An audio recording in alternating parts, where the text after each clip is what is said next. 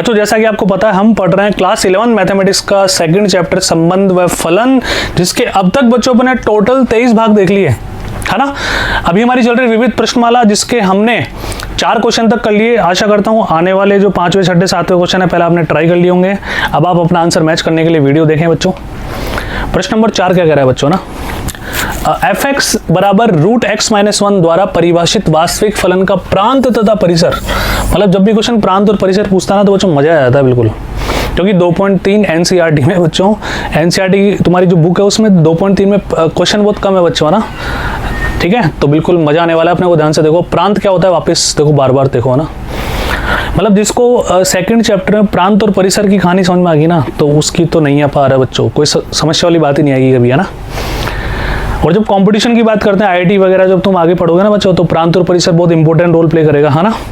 ये सारी बातें त्रिकोणमिति में भी घुसने वाली है, वहाँ ट्रिग्नोमेट्रिक फंक्शंस के भी प्रांत, परिसर, डोमेन, रेंज सब निकालेंगे अपन, है ना। प्रांत क्या होता है, x के वे सभी मान जिनके लिए फलन परिभाषित होगा। तो y बराबर f(x) √x-1। अब एक और बताओ, x के वे सभी मान जिनके लिए फलन परिभाषित होगा। अच्छा, अब हमें क्या चेक करना होता है बच्चों कि x के वे कौन से मान है जिनके लिए फलन अपरिभाषित होगा, क्योंकि जिन पर परिभाषित होगा वो तो ज्यादा होंगे, है ना। तो अब बच्चों ध्यान से देखो, कोई भी अंडर रूट होता है ना, वो कभी नेगेटिव वैल्यू नहीं देता। ये मैंने तुम्हें पिछले वीडियो में ढंग से समझा दिया, आप ढंग से देखना। और मुझे पता है आप वीडियोस को बिल्कुल सीक्वेंस से देख रहे हो, 1 2 3 4 5 6 7 8 9, सीक्वेंस ब्रेक नहीं करनी। यदि आपने सीक्वेंस ब्रेक कर दी तो मैं आपकी हेल्प बिल्कुल नहीं कर पाऊंगा। जिस तरह से मेरी टीचिंग स्टाइल है मुझे पता है, अगर आप पहले वीडियो से देख रहे हो, और मैं बोल रहा हूँ डायरेक्ट सेकंड चैप्टर पे आने की आवश्यकता नहीं है, क्योंकि वो जो रिलेशन, फंक्शन, संबंध व फलन के मैक्सिमम कॉन्सेप्ट हमने सेट में ही पढ़ लिए समुच्चय वाले में, जिसके टोटल 27 वीडियोस हमारे पास थे, है ना। तो सारी बातें सीक्वेंस से देखना, फिर आपको मजा आएगा, आपके कॉन्सेप्ट बहुत अच्छे हो जाएंगे बच्चों। हमें पता है कोई भी under root greater than equal to 0 होता है बच्चों, है ना। बोलो होगा नहीं होगा। तो यहाँ पर बच्चों क्या बोलेंगे, x के वे सभी मान जिनके लिए फलन परिभाषित होता है। अब x का मान यहाँ पर अगर मैं -2 रख दूं तो -3 आ जाएगा, और अंडर रूट के अंदर नेगेटिव डज नॉट एग्जिस्ट, इसका मतलब फलन अपरिभाषित हो जाएगा। यानी कि हम क्या बोलेंगे बच्चों यहाँ पे, x के ग्रेटर देन इक्वल टू 1, है ना। क्योंकि हमें क्या चाहिए, ध्यान से देखना, x -1 greater than equal to 0 चाहिए। तो इससे हमारे पास क्या आ जाएगा, अगर ये 1 इधर आएगा तो x का मान 1 और 1 से बड़ा। इन सभी मानों के लिए हमारा फलन बच्चों क्या होगा, परिभाषित होगा। बोलो हाँ है ना। तो इसका मतलब अपन प्रॉपर क्या लिख दें बच्चों, इसका प्रांत। ध्यान से देखना, x जहां x greater than equal to 1 और बिलोंग्स टू रियल नंबर, एक वास्तविक संख्या होगा। ये हमारा प्रांत हो गया बच्चों, 1 और 1 से बड़ा और सभी वास्तविक संख्याएं। बहुत आसान है। अब अपने को बच्चों क्या निकालना है, इसका परिसर भी निकालना है। परिसर क्या होता है, y के सभी संभव मान, है ना। x के इन मानों को रखने के बाद y के क्या क्या मान आ सकते हैं, या y के क्या क्या मान होंगे, वही हमारा परिसर होगा। यानी कि all possible values of y के सभी संभव मान हमारे क्या होंगे बच्चों, परिसर होंगे। अब ध्यान से देखिए, अब बच्चों याद करो, मैंने तुम्हें परिसर निकालने के लिए 2-3 स्टेप समझाई थी कि पहले हमारे फलन को y की फॉर्म में लिखो, है ना। तो इन टर्म्स ऑफ y अपन लिखता है ना। तो हमारा क्वेश्चन क्या है, y बराबर √x-1, उधर ले जाओ साहब, y² बराबर x-1। तो x बराबर बच्चों क्या आ जाएगा, y² + 1। बोलो हाँ है ना भाई, y बराबर √x-1 है, अंडर रूट हटेगा, दूसरी तरफ बच्चों क्या लगेगा, स्क्वायर लगेगा, 1 उधर जाएगा, प्लस हो जाएगा। अब मैंने क्या बोला था, जब भी ऐसा करो तो फिर y की वैल्यूज निकालो एज ए प्रांत, जैसे हम प्रांत निकालते हैं। यानी कि y के किन किन मानों के लिए हमारा x परिभाषित होगा, एज ए डोमेन इस पे काम हमें करना होता है, एज ए प्रांत, है ना। प्रांत की जैसे निकालना होता है। तो यहाँ तो y की कोई सी भी वैल्यू रखो, सभी आएगी। यानी कि ऑल रियल नंबर, यानी बच्चों y क्या बिलोंग कर रहा है यहाँ पे, सभी वास्तविक संख्याएं। लेकिन मैंने एक बात तुम्हें बोली थी, इसके बाद एक स्टेप और आएगी जो कि बच्चे भूल जाते हैं। वापस हमें हमारे फंक्शन पे जाना है, वापस हमारे फलन पे जाना है।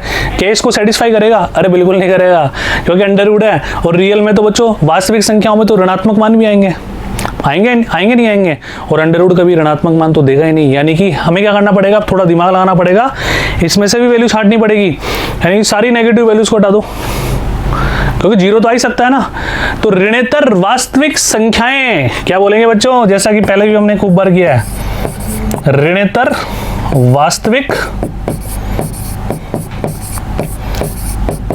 संख्याएं, यानी कि नेगेटिव के अलावा सभी वास्तविक संख्याएं हमारा परिसर होगी, हमारा मान आ सकता है। क्लियर है? तो इसको लिखने का तरीका देखो, तुम ऐसे लिख सकते हो परिसर। तुम ऐसे कैसे लिख दोगे तो भी तुम्हारे नंबर नहीं कटेंगे, ये भी लैंग्वेज से ही है। इसको y से शो कर लो, y जहां, ठीक है, y belongs to real number, लेकिन y should be greater than equal to 0। भाई ऋणेतर वास्तविक संख्याओं को अपन ऐसे तो लिखेंगे, 0 है 0 से बड़ी, है ना, ये हमारा आंसर आ गया। तो बात समझ में आएगी सभी के। प्रांत आ रहा था 1 और 1 से बड़े, और ये आ रहा है 0 0 से बड़ा। तो क्लियर है, बहुत आसान है बच्चों। एक बात और तुम ध्यान से देखना, यहाँ पर जो अपन मानते हैं ना, तो y से मतलब सीधा इस y से नहीं है, कोई भी एक समुच्चय हमने ले लिया।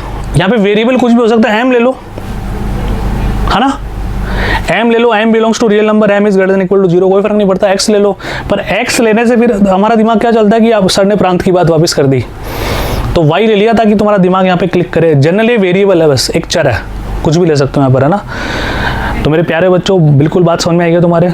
प्रांत और परिसर बहुत आसान है। परिसर की तीनों चारों स्टेप एक बार दोबारा रिकॉल करता हूँ, हमें ऐसे ही निकालना है। अब तुम सोच रहे होंगे सर आपने इसमें ये उल्टा फुल्टा करके आप डायरेक्ट ही बोल देते, वो तो मैं ऐसे समझ में आ रहा था कि y का मान ग्रेटर देन इक्वल टू 0 ही होगा, क्योंकि अंडर रूट का भी नेगेटिव हो ही नहीं सकते, हम रख के देख लेते हैं। बट बच्चों एक्चुअली क्या होता है, तुम इस प्रोसेस को फॉलो करोगे ना तो आगे बहुत सारी समस्या आने वाली है ना। त्रिकोणमिति भी निकालेंगे तो फिर ये इस मेथड से हमारे क्वेश्चन आसान होने लग जाएंगे। तो हमें क्या करना है, सबसे पहले पूरे फलन को y की फॉर्म में निकालो, फिर उसको एज ए डोमेन निकालो कि y के कौन कौन से मान संभव है, फिर वापस फंक्शन में जाओ कि वो उसके लिए सत्य बात है या नहीं है। और हमेशा केवल जो सत्य बात है या नहीं है ना, वो अंडर रूट वाले फंक्शन पे जाके प्रॉब्लम क्रिएट करेगा और कहीं समस्या आने वाली नहीं है। यहाँ p upon Q fx upon gx वाले फंक्शन पे क्रिएट करेगा कि नीचे 0 आ रहा है नहीं आ रहा, 0 आ गया तो वह परिभाषित हो जाएगा। ठीक है, तो दोबारा बोल रहा हूँ, पहले फलन को y की फॉर्म में लिखो, फिर y को x मान के उसका प्रांत निकालो, फिर वापस फलन पे जाओ कि वो वैल्यूज उसके लिए संतुष्ट कर रही है या नहीं कर रही। ठीक है बच्चों, तो आगे बढ़ते हैं। प्रश्न नंबर 5, एक और प्रश्न, प्रांत और क्या निकालना है बच्चों, परिसर। आइए, फलन है fx मोड x माइनस 1। अब मोड वाले फलन को मैंने तुम्हें ब्रेक करना सिखाया था ना, कुछ याद है क्या तुम्हारे को? दोबारा याद दिलाता हूँ, देखो इधर आओ। मापांक फंक्शन को हमने ब्रेक किया था बच्चों, कैसे कि x होगा जब x greater than equal to 0 होगा, माइनस x होगा जब x का मान 0 से छोटा होगा। याद आया कुछ? ठीक है, अब यहाँ पर बच्चों कुछ ऐसा था क्या कि x का मान 0 हो जाए, वो उसका क्रिटिकल पॉइंट होगा, यानी कि जो अपन यहाँ पे इक्वल टू और लेस देन करते हैं ना, वो कौन से नंबर को लेते हैं जिस पर ये मान 0 हो रहा हो। तो ये वाला तो 0 पर ही हो रहा है, 0। अब हमारा फलन क्या है, ध्यान से देखो, x माइनस 1 है ना, तो इसको अपन ब्रेक करते हैं बच्चों, एक बार करें ब्रेक, ध्यान से देखो। इसको ब्रेक करने पर हम क्या प्राप्त करेंगे कि x minus 1 as it is आएगा। अच्छा पहले बताओ, ये 0 कौन से मान पर हो रहा है, x बराबर 1 रखने पर 0 हो रहा है ना, तो हम क्या बोलेंगे, x का मान ग्रेटर देन और इक्वल टू 1 है, तो x माइनस 1 ही रहेगा। और ये माइनस x माइनस 1 कब हो जाएगा बच्चों, जब x का मान लेस देन 1 होगा। तो इसको ब्रेक करना आया नहीं आया। ठीक है, अब चलते हैं, क्या निकालना है, प्रांत x के वे सभी मान जिनके लिए फलन परिभाषित है। तो बच्चों x का तो कोई सा भी मान रखो, ऐसा दुनिया में कोई मान ही नहीं है जो यहाँ पे रखने पर अपरिभाषित हो रहा हो, तो हम क्या बोल देंगे बच्चों, प्रांत। ठीक है, प्रांत बच्चों क्या हो जाएगा, x जहाँ x belongs to real number है, तुम डायरेक्ट क्या लिख दो, वास्तविक संख्याएं, r लिख दो, एक ही बात है। ये माहौल बनाने की जरूरत नहीं है, बनाओ तो बना दो, लेकिन ये फैमिलियर हो जाओ तुम इससे। अगर अपन समुच्चय पढ़ते हुए आ रहे हैं तो इसमें लिखना ज़्यादा अच्छा लगेगा तुम्हारे को, और एग्जामिनर को पढ़ने में भी ज़्यादा मजा आएगा ना। अब निकालते हैं बच्चों परिसर। अब इसमें कोई दिमाग लगाने वाली बात ही नहीं है। बताओ परिसर क्या क्या आ सकता है। सर हमें पता है मॉड्यूलस मापांक एक ऐसी मशीन है जो नेगेटिव नंबर को भी क्या बना देगी, पॉजिटिव बना देगी, है ना। ठीक है, तो पॉजिटिव बना देगा ये अगर, तो एक काम करता है ना, इसका मान बताओ, x का मान 1 रखूँ तो 0 आ सकता है। अच्छा, मैं 0 से छोटे मान रखूंगा तो वापस क्या बना देगा, पॉजिटिव बना देगा, यानी कि इसका न्यूनतम मान 1 ही आ सकता है। भाई बोलो हाँ है ना, x का तो न्यूनतम मान 1 ही आ सकता है ना। यहाँ पे रखे तो 0 रख दो तो -1 का फिर 1 आ जाएगा। अच्छा तुम 5 रख दो ठीक है, माइनस का, तो -6 तो वापस क्या आ जाएगा, 6 आ जाएगा। अब पूरे मोड x - 1 की बात करते हैं, परिसर क्या होता है, y के सभी संभव मान। तो बताओ 0 आ सकता है क्या? सर x का मान 1 रख दो, 0 आ जाएगा। क्या 0 से कम भी आ सकता है क्या? 0 से कम कभी नहीं आ सकता। तो हम क्या बोलेंगे, परिसर बच्चों इसका क्या होगा, y इज ग्रेटर देन और इक्वल टू 0। सभी ऋणेतर वास्तविक संख्या है ना। और थोड़ा इसको माहौल बना के लिखना चाहो तो क्या लिखोगे, y is greater than equal to 0, 0 और 0 से बड़े सभी मान आएंगे, तथा y किससे बिलोंग करेगा बच्चों, वास्तविक संख्याओं से बिलोंग करेगा। तो क्लियर है क्या? यहाँ पर इसके प्रांत क्या होगा बच्चों, सभी वास्तविक संख्याएं। परिसर में सभी वास्तविक संख्या बिल्कुल नहीं आएगी, क्योंकि ऐसी मशीन है जो कभी नेगेटिव नंबर प्रोड्यूस करेगी नहीं, 0 आ जाएगा। x बराबर 1 रखने में तो हमने क्या लिया, 0 और 0 से बड़े सारे मान हमने ले लिए। तो अब तो मुझे लगता है प्रांत और परिसर के क्वेश्चन इनफ हो गए, पर्याप्त हो गए। इन्हीं की दोबारा प्रैक्टिस करो बच्चों, ठीक है। मैथमेटिक्स प्रैक्टिस करने से आती है, दुनिया में और कोई इलाज है ही नहीं इसका। तो बच्चों मिलते हैं अगले वीडियो में, जुड़े रहिए विद्या से। अगला वीडियो देखने से पहले आपको क्वेश्चन ट्राई करना है खुद से, है ना, फिर देखना है। बाय बाय बच्चों, थैंक यू सो मच।